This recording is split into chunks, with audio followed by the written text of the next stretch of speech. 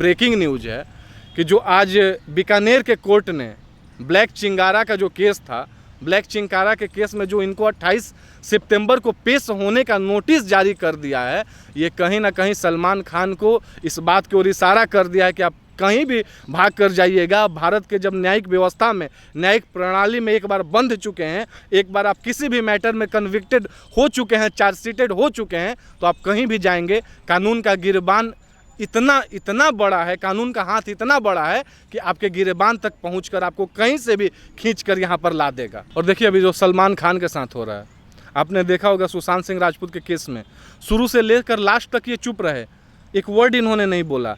और जब drug trafficking वाला मैटर आया तो सलमान की पूरी फैमिली मुंबई छोड़कर विदेश की हो गई। ये कहीं ना कहीं इस बात को दिखाता है कि मैं यहाँ पर स्वार्थ के लिए हूँ, मुझे भारत से कोई प्रेम नहीं है।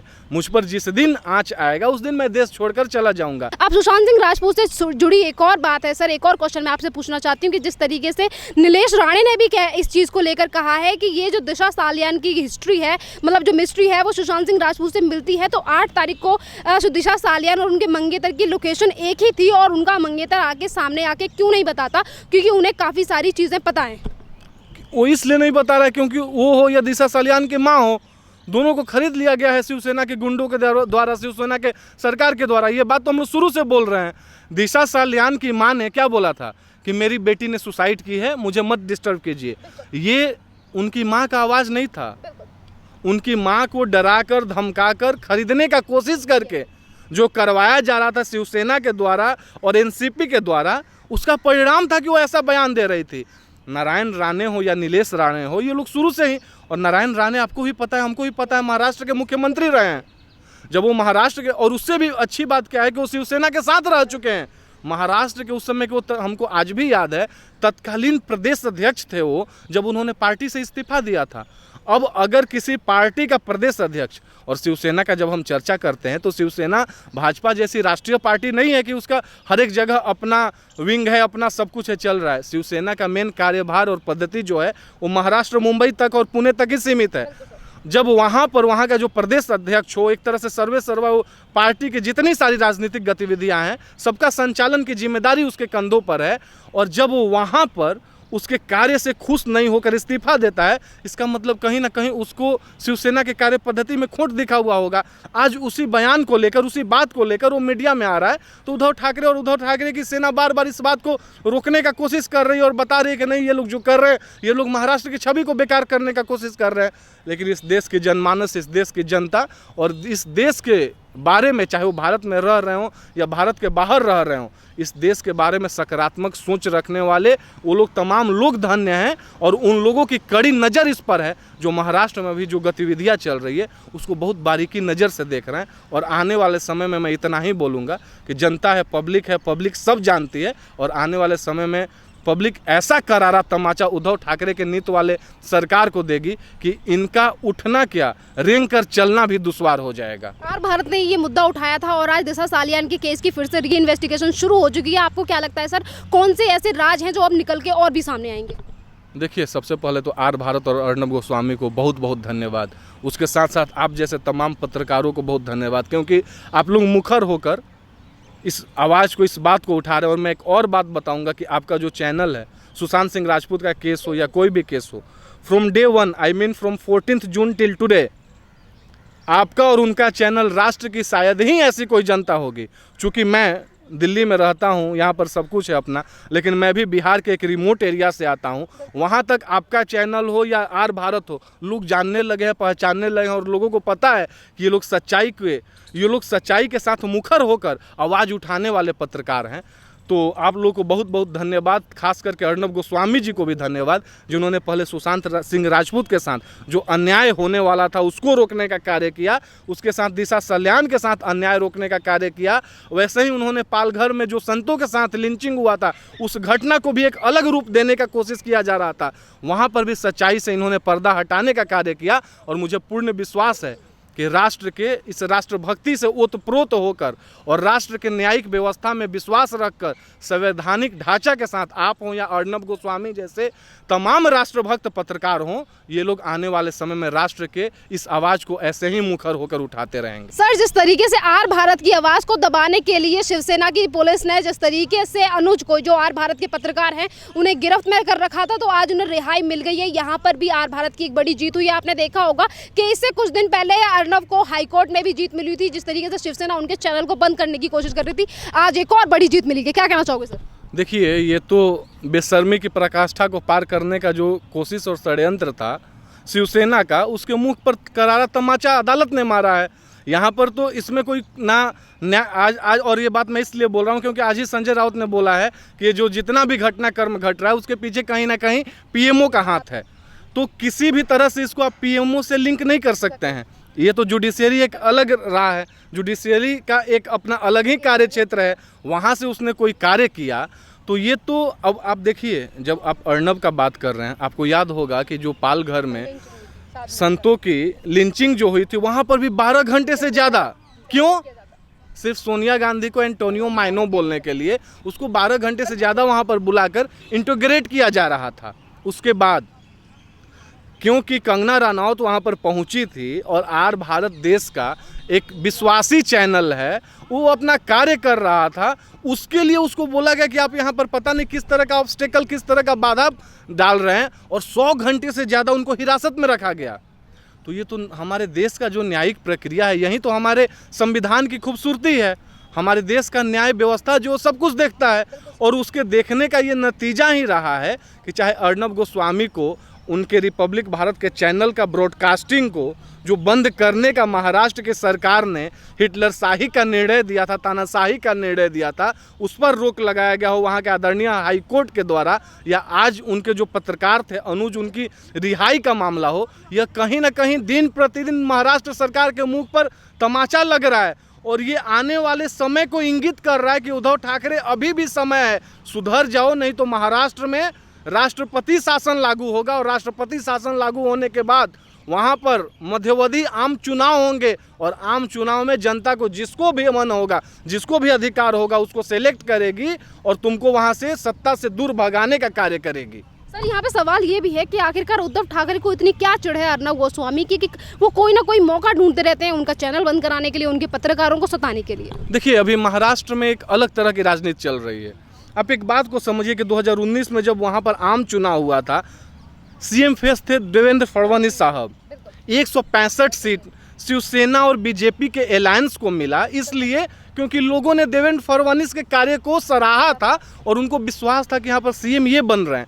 अब एक बात मैं और जोड़ूंगा, चूंकि आने वाले समय में बिहार में इलेक्शन है, ये जितने सारे कांग्रेसी चमचे हैं या लिबरल्स लोग हैं, जब ये चर्चा होता है देवेंद्र फडणवीस का और उद्धव ठाकरे का, तो ये लोग नाम देते हैं कि अजी बिहार में क्या हुआ था।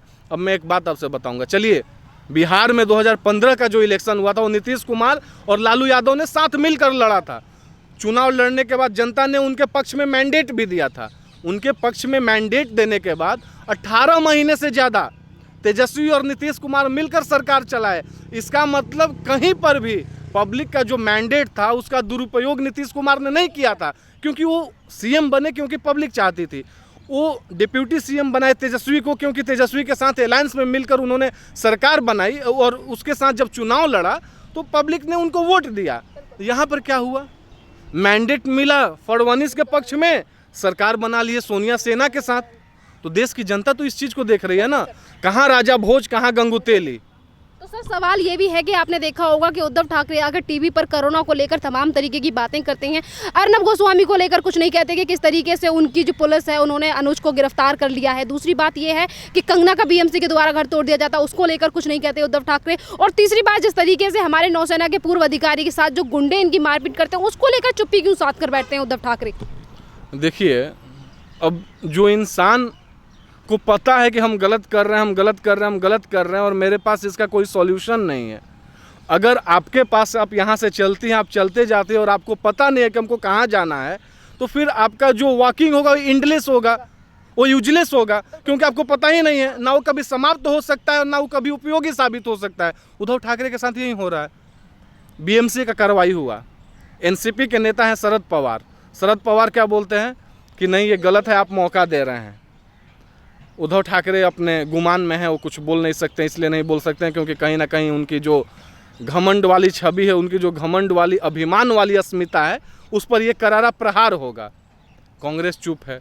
कोरोना का जब आप जिक्र कर रहे थे तो राहुल गांधी जी रोज़ वीडियो बनाते हैं, जब महाराष्ट्र जहां पर आज भी देश में जितने एक्टिव केसेस हैं, जितने टोटल केसेस हैं, वो 27% of the countries Covid patients हैं। मतलब कि अगर 49 लाख पार हुआ है तो उसमें 11 लाख से ज़्यादा महाराष्ट्र में थे। और अभी के हिसाब से जो एक्टिव केसेस है एज ऑफ नाउ, मतलब जो 10 लाख एक्टिव केसेस हैं कंट्री में, उसमें 3.7 lakhs of active covid patients they are currently in Maharashtra state. उस पर कोई जानकारी नहीं, उस पर कोई जवाब नहीं। आप 6 महीना बाद आते हैं, हम जनता को संबोधित करेंगे और संबोधन में आप क्या बोलते हैं कि मास्क पहन लीजिए। अरे भैया, मास्क तो यहाँ पर लोग मार्च से ही पहन रहे हैं। और देश की जनता तो ऐसी है कि देश की जनता समझ रही है कि जब तक दवाई नहीं तब तक ढिलाई नहीं।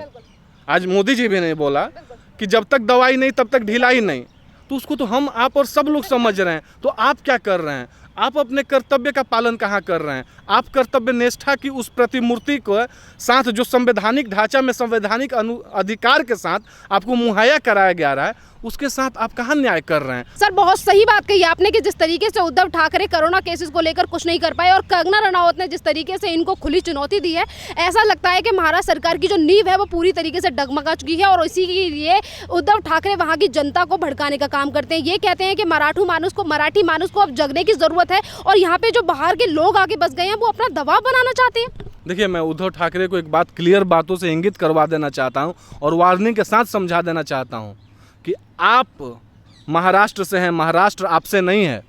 आप महाराष्ट्र के एक नॉर्मल इंसान हैं।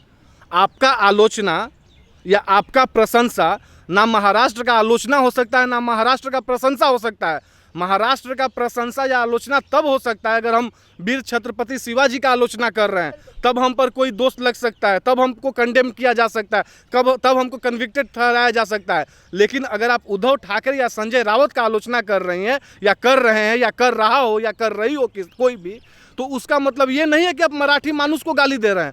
मैं यहाँ पर खड़ा हूँ, मैं राष्ट्र का बात करता हूँ। कोई इंसान हो सकता है कि व्यक्तिगत रूप से हमसे खुश ना हो, तो कोई व्यक्तिगत रूप से अगर हमसे खुश नहीं है, कोई मेरी आलोचना करेगा तो वो मेरी व्यक्तिगत आलोचना होगी। मेरी व्यक्तिगत आलोचना का अभिप्राय कभी भी नहीं बनाया जाना चाहिए कि सुभाष की आलोचना का मतलब कि हम राष्ट्र का आलोचना कर रहे हैं। मैं राष्ट्र से हूँ, राष्ट्र मुझसे नहीं है। मेरे बिना भी राष्ट्र चल सकता है, लेकिन राष्ट्र के बिना मैं एक कदम नहीं चल पाऊंगा। तो ये बात मैं उद्धव ठाकरे जी को भी समझाना चाहता हूं कि उद्धव ठाकरे जी, आप राज्य की जनता को और देश की जनता को बरगलाने का कार्य बिल्कुल ना कीजिए।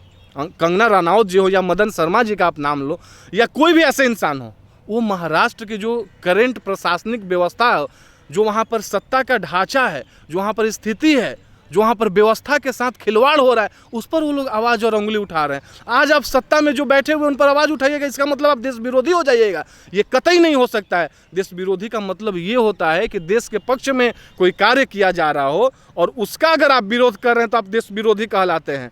मेरा या आपका या राष्ट्र में किसी भी व्यक्तिगत इंसान का विरोध करने का मतलब, आलोचना करने का मतलब ये कतई नहीं होता है कि वो राज्य विरोधी या राष्ट्र विरोधी है। सर, यहाँ पे अभी आपने कंगना का नाम लिया। कंगना ने जिस तरीके से इनकी सरकार को लेकर तमाम तरीके के क्वेश्चन उठाए, चाहे इनकी पुलिस हो चाहे इनकी सरकार हो, उसको लेकर संजय राउत ये क्यों कहते हैं कि इन्हें पॉलिटिकल सपोर्ट मिल रहा है? मतलब जो भी इंसान इनकी बुराई करता है ये हमेशा ये क्यों कहते हैं कि ये बीजेपी से है?